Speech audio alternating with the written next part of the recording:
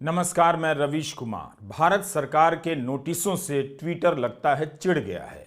ऐसा लगता है कि सरकार द्वारा लोगों के अकाउंट बंद कराने से ट्विटर तंग आ चुका है। इसलिए आज उसने यह बात सार्वजनिक कर दी ताकि लोग यह बात समझ जाएं कि ट्विटर खुद से ऐसा नहीं कर रहा है। ट्विटर ने बता दिया कि जेल भेजने का डर दिखाकर, जुर्माना लगा देने का डर दिखाकर उससे ये अकाउंट बंद करवाए जा रहे हैं। अगर सरकार ही अकाउंट बंद करने के लिए कहेगी तो उसे कानून का पालन करना पड़ेगा, लेकिन ट्विटर इस तरह की कार्रवाई से सहमत नहीं है। ग्लोबल लेवल पर इससे भारत की छवि क्या बेहतर होने जा रही है कि भारत एक ऐसा देश बन चुका है जहां किसान आंदोलन का वीडियो डालने पर, ट्वीट करने पर और सरकार से सवाल पूछने पर लोगों के अकाउंट बंद कर दिए जाते हैं। क्या यह छोटी घटना है कि एक कंपनी पूरी दुनिया को बता रही है कि भारत सरकार उससे ऐसा करवा रही है जिस काम से वह खुद सहमत नहीं? क्या आप तब भी नहीं देखेंगे कि किन खातों को बंद किया जा रहा है और ऐसा करना सही है या नहीं? क्या इसका बचाव करने के लिए भी आपके पास तर्क हैं? जब भी किसी का अकाउंट बंद होता है, हल्ला मच जाता है कि ट्विटर ने उनका अकाउंट बंद कर दिया, लेकिन ट्विटर ने आज सभी को बता दिया कि वह बंद नहीं करना चाहता है। ट्विटर का एक अकाउंट है ग्लोबल गवर्नमेंट अफेयर्स, जहां से उसके आधिकारिक बयान ट्वीट किए जाते हैं। इस पर आज ट्विटर ने अपना पक्ष पोस्ट कर दिया और कहा कि भारत सरकार ने कार्यकारी आदेश जारी कर एक्स यानी ट्विटर को कुछ खास अकाउंट और पोस्ट के खिलाफ एक्शन लेने के लिए कहा है। अगर ऐसा नहीं किया गया तो जेल हो सकती है और भारी जुर्माना लग सकता है। इन आदेशों का पालन करते हुए हमने इन अकाउंट और पोस्ट पर रोक लगा दी है, वह भी केवल भारत में। हम इस तरह की कार्रवाई से असहमत हैं और मानते हैं कि ऐसे पोस्ट पर भी अभिव्यक्ति की आजादी लागू होनी चाहिए। अब आप बताइए, इसके बाद क्या बच जाता है? एक बहुराष्ट्रीय कंपनी दुनिया भर के सामने यह बात बता रही है कि उससे डर दिखाकर वो काम कराया जा रहा है जिससे वो सहमत नहीं। कंपनी कह रही है कि अभिव्यक्ति की आजादी ट्विटर अकाउंट को मिलनी चाहिए और सरकार बंद कराने में लगी है। क्या आप जेल और जुर्माने का भय दिखाकर सोशल मीडिया पर लोगों को बोलने से रोका जाएगा? क्या इसमें भी भारत की जनता को कुछ गलत नहीं दिख रहा? गोदी मीडिया में सरकार से कोई सवाल नहीं, केवल भक्ति है, भजन है। मीडिया में आप अपनी बात रख नहीं सकते तो लोग कहां जाएंगे? क्या लोगों ने चुप रहने की आदत डाल ली है, समझौता कर लिया है? उन्हें इसके खतरे का बिल्कुल अंदाजा नहीं कि उनकी आंखों के सामने क्या हो रहा है। एक ग्लोबल लेवल की कंपनी को भारत सरकार नोटिस भेजकर अकाउंट बंद करवाती है। क्या सरकार नहीं सोचती होगी कि मदर ऑफ डेमोक्रेसी के फादर ऑफ पावर की क्या प्रतिष्ठा रह जाएगी? क्या अब प्रतिष्ठा की भी परवाह नहीं है, केवल सत्ता और कुर्सी रहनी चाहिए? एक कंपनी के कर्मचारी की निगाह में सरकार की क्या प्रतिष्ठा रह जाती होगी जब उन्हें सिर्फ आदेश का पालन करना पड़ता होगा और किसी नौजवान का ट्विटर अकाउंट बंद करना पड़ता होगा? ट्विटर ने अपने पोस्ट में यह भी लिख दिया है कि हम इस राय पर कायम हैं। हमने कोर्ट में याचिका भी दायर की है जो अभी लंबित है। इसमें भारत सरकार के ब्लॉक करने के आदेशों को चुनौती दी गई है। हमारी नीति है कि हम जिनके अकाउंट पर रोक लगाते हैं उन्हें सरकार के नोटिस की जानकारी देते हैं। कानूनी कारणों से हम सरकार के आदेश को प्रकाशित नहीं कर सकते, लेकिन हम मानते हैं कि इन्हें सार्वजनिक करना पारदर्शिता के लिए अनिवार्य है। अगर यह नहीं बताया जाए तो फैसला लेने में मनमानी होने लगेगी और जवाबदेही नहीं रहेगी। ट्विटर का यह पोस्ट पढ़कर किसी को भी शर्मिंदगी होनी चाहिए कि हमारा देश कहां पहुंच गया है। क्या आपको लगता नहीं कि इससे सरकार की दुनिया भर में छवि खराब होगी?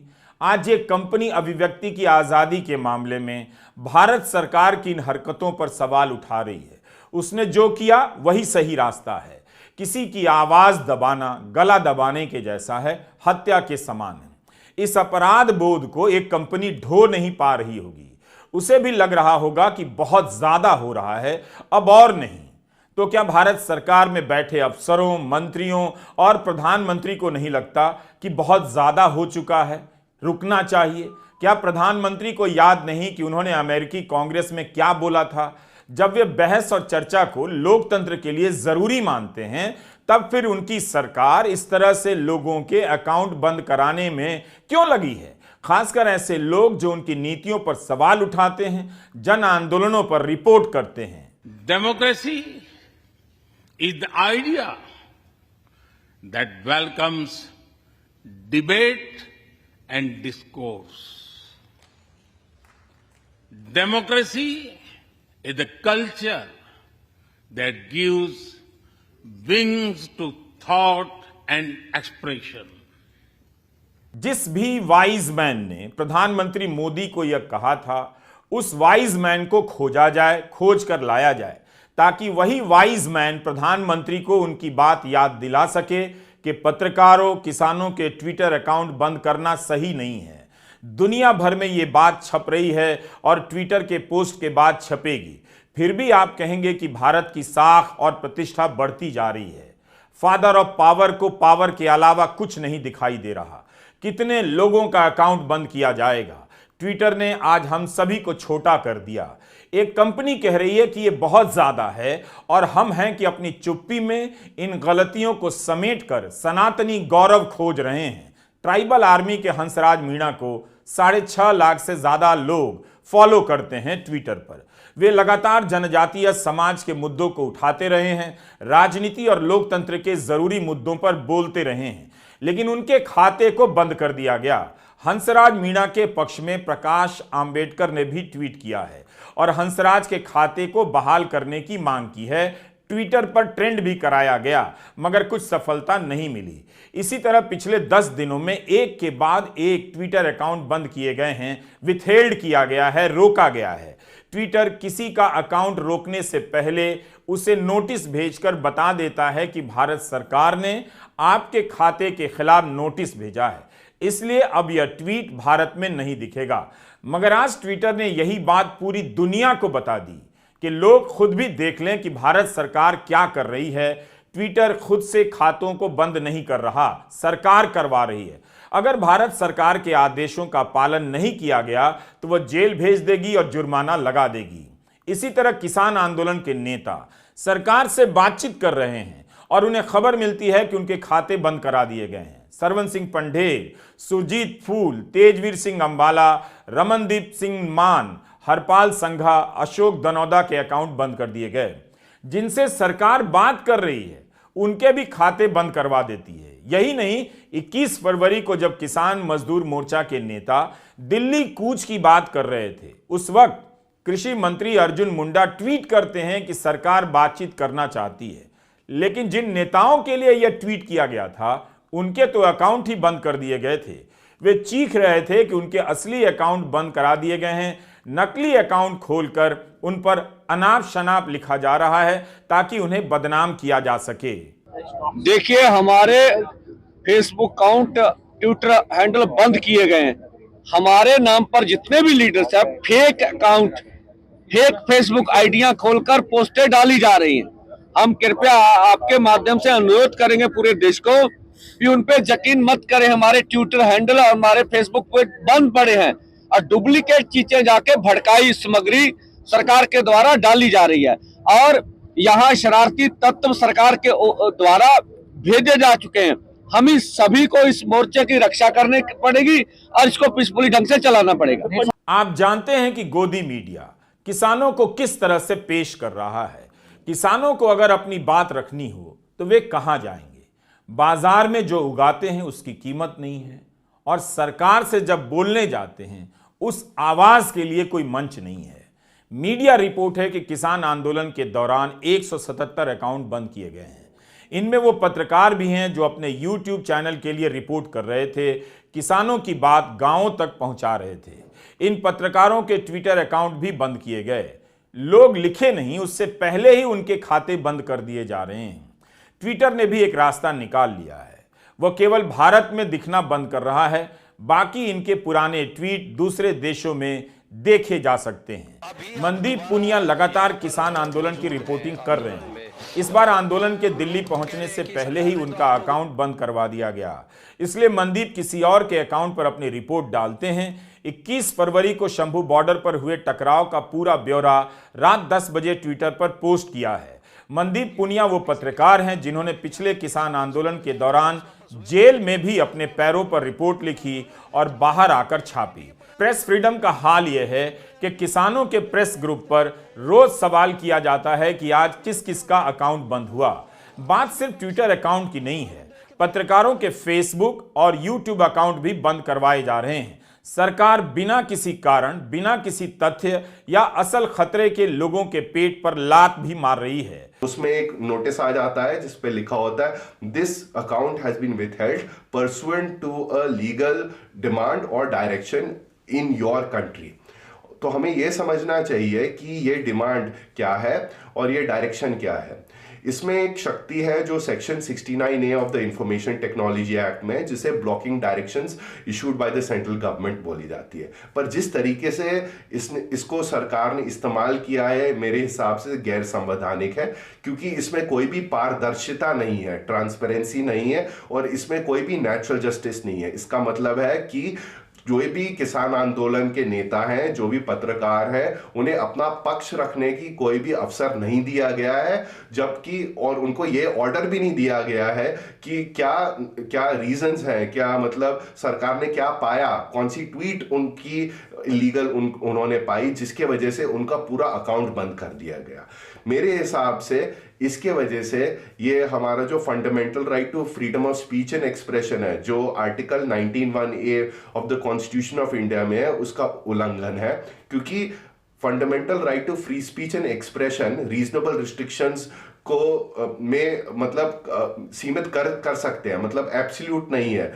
कुछ कारण ऐसे हो सकते हैं कि सरकार बोल सकती है कि हम सेंसरशिप लाएंगे, पर उसको करने की जो प्रक्रिया होती है वो एक संवैधानिक तरीके से करनी चाहिए, जिसमें दूसरे व्यक्ति जिसको आप कुछ बोलने नहीं दे रहे उसको एक लीगल अपॉर्चुनिटी, एक full fledged hearing, natural justice, transparency, ये सारी चीजें दी जाए। और इसमें एक और चीज है जो हमें देखनी चाहिए, जिसमें जो आम जनता है उसको भी इससे काफी सूचनाएं मिलती है, उसको काफी इंफॉर्मेशन मिलती है। तो the right to receive information which is also a part of article 19(1)(a is violated because of these Twitter accounts being blocked. तो मेरे हिसाब से तभी ट्विटर ने इस पे एक अपनी ऑफिशियल स्टेटमेंट पब्लिश करी है, जिसमें उन्होंने बोला है कि वो भारत सरकार के इन आदेशों का उल्लंघन नहीं करेंगे, उनका पालन करेंगे, पर वो ये आदेश किसी तरीके से लीगली चैलेंज भी कर रहे हैं, जिसमें उन्होंने कर्नाटका हाई कोर्ट में एक अपील डाली गई है। और अगर हम देखें सेक्शन 69A और ये ब्लॉकिंग शक्ति का दुरुपयोग किसानों के खिलाफ ही नहीं हो रहा, पत्रकारों के खिलाफ भी काफी हो रहा है, जिसमें कैरावैन का एक पूरी न्यूज स्टोरी को ब्लॉक किया गया है और कैरावैन ने इसमें स्टेटमेंट डाली है कि वो भी इसको हाई कोर्ट में एक अर्जी डाल के इसको लीगली कंटेस्ट करेगी। 2017 में प्रधानमंत्री मोदी ने कहा था, मुक्त और जीवंत प्रेस लोकतंत्र के लिए बहुत जरूरी है। बाकायदा उन्होंने ट्वीट किया था। आप देखिए भी कि आज के दौर में सोशल मीडिया बातचीत और सूचनाओं के आदान प्रदान का सक्रिय माध्यम बनकर उभरा है। इसके कारण प्रेस की आजादी में और जान आई है। क्या लिखते समय प्रधानमंत्री मोदी को ध्यान नहीं रहता या परवाह ही नहीं होती कि जो लिख रहे हैं उस पर आगे चलकर अमल भी करना है? 5 साल बाद उन्हीं की सरकार इस जरूरत और जान को कुचल रही है और एक ग्लोबल कंपनी पूरी दुनिया को यह बात बता रही है। फाइनेंशियल टाइम्स ने 2014 में प्रधानमंत्री बनने पर नरेंद्र मोदी को भारत का पहला सोशल मीडिया पीएम लिखा था। बीबीसी और अन्य जगहों पर यह रिपोर्ट भी हुआ। अप्रैल 2023 में उसी ट्विटर के मालिक इलॉन मस्क बीबीसी को इंटरव्यू देते हैं। कहते हैं कि भारत में सोशल मीडिया को लेकर जो कानून है काफी सख्त है। हम भारत में कानून के खिलाफ नहीं जा सकते। अगर हमारे पास यह विकल्प हो कि हमारे लोग जेल जाएं या कानून का पालन करें तो हम कानून का ही पालन करेंगे।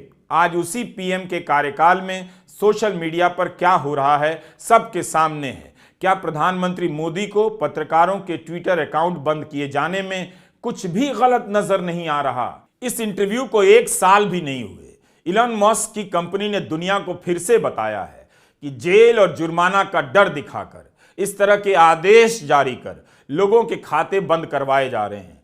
हम इस तरह की कार्रवाई से बिल्कुल सहमत नहीं हैं। फिर भी ऐसा करना पड़ रहा है। यह केवल अभिव्यक्ति पर हमला नहीं है, बल्कि जीने के अधिकार पर भी हमला है। कोई पत्रकार YouTube के जरिए अपनी आजीविका भी चलाता है। भूखे रहकर पत्रकारिता नहीं हो सकती। जब आप उसका YouTube चैनल बंद करा देते हैं, ट्विटर अकाउंट बंद करा देते हैं, तो उसकी आजीविका पर भी हमला करते हैं। क्या हमारा देश इस स्तर पर आ गया है कि 2-4 लोग जो पत्रकारिता कर रहे हैं, लिख रहे हैं, बोल रहे हैं, उन्हें भूखा मार दिया जाए? ऐसा कर दिया जाए कि उन्हें कोई नौकरी ना दे, वे सोशल मीडिया के जरिए पत्रकारिता से अपना घर न चला सकें? क्या लोग इसे भी सही मानते हैं? इसमें भी किसी को खुशी मिलती होगी? इंटरनेट पर पारदर्शिता और बराबरी की वकालत करने वाले वकील अपार गुप्ता ने लिखा है कि यह प्री सेंसरशिप है, यानी कुछ होने से पहले ही सेंसर कर दो। पिछली बार जब मीडिया किसानों की बात ठीक से नहीं रख रहा था, तब किसानों ने ट्विटर पर अपना अकाउंट खोला, अपनी बात रखी, अपने बयानों को सही तरीके से रखा, अपने बयानों की प्रेस रिलीज ट्विटर के अकाउंट से जारी की, पुलिस की ज्यादतियों को भी जनता के सामने रखा, हर झूठ का मुकाबला किया। मगर इस बार जैसे ही ट्विटर के जरिए किसानों का पक्ष जनता के बीच पहुंचने लगा, उनके खाते बंद किए जाने लगे। सोचिए, इतनी बड़ी संख्या में किसान जमा हैं, उनके नेता अपनी बात ट्विटर पर नहीं कह सकते।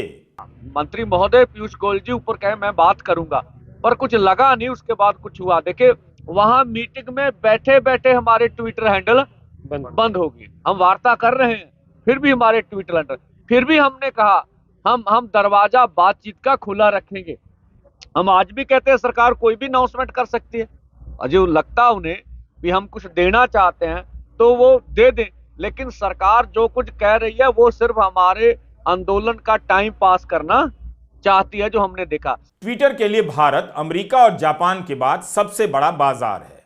किसान आंदोलन के पहले चरण में भी अनेक अकाउंट बंद किए गए थे। कैरवा पत्रिका का भी अकाउंट बंद हुआ था। उस समय सरकार ने कई अकाउंट को खालिस्तान समर्थक और पाकिस्तान से चलने वाला बताया था। ट्विटर ने तब भी सरकार की सारी बात मानी थी। कुछ समय के बाद ट्विटर के पूर्व CEO जैक डॉर्सी ने राज खोल दिया कि किसान आंदोलन के समय भारत सरकार ने कई सारे अकाउंट को बंद करने के लिए कहा, धमकी दी थी कि भारत में ट्विटर बंद करा देंगे। जब इलॉन मस्क से इस बारे में पूछा गया तो उन्होंने कहा कि हम पूरी धरती पर अमेरिका लागू नहीं कर सकते, ट्विटर के पास कोई विकल्प नहीं, उसे स्थानीय सरकार की बात माननी पड़ेगी, अगर हम पालन नहीं करेंगे तो वे बंद कर देंगे। तो ये हालत हो गई है अभिव्यक्ति की आज़ादी की। सरकार के खिलाफ बोलिए, सवाल कीजिए, आपके अकाउंट पर बंदी की तलवार लटका दी जाती है, अकाउंट विथहेल्ड कर दिया जाता है, बंद भी कर दिया जाता है। यह मामला भारत सरकार और ट्विटर के बीच का नहीं है, यह जनता और सरकार के बीच का मामला है। ट्विटर को बार बार नोटिस भेजकर सरकार ने जता दिया है कि उसे किसी प्रकार के जन दबाव का फर्क नहीं पड़ता। ग्लोबल छवि की चिंता नहीं कि भारत की छवि दुनिया भर में खराब हो जाएगी। आप किसी को बोलने लिखने से रोकेंगे तो जाहिर है आपकी छवि अच्छी नहीं होगी, मगर यह सब आपकी ही आंखों के सामने किया जा रहा है। सरकार हर दिन एक एक कदम से भी ज्यादा तेज रफ्तार से आगे बढ़ती जा रही है। अब तो अभिव्यक्ति के साथ साथ आजीविका पर भी हमला हो रहा है। नमस्कार, मैं रवीश कुमार।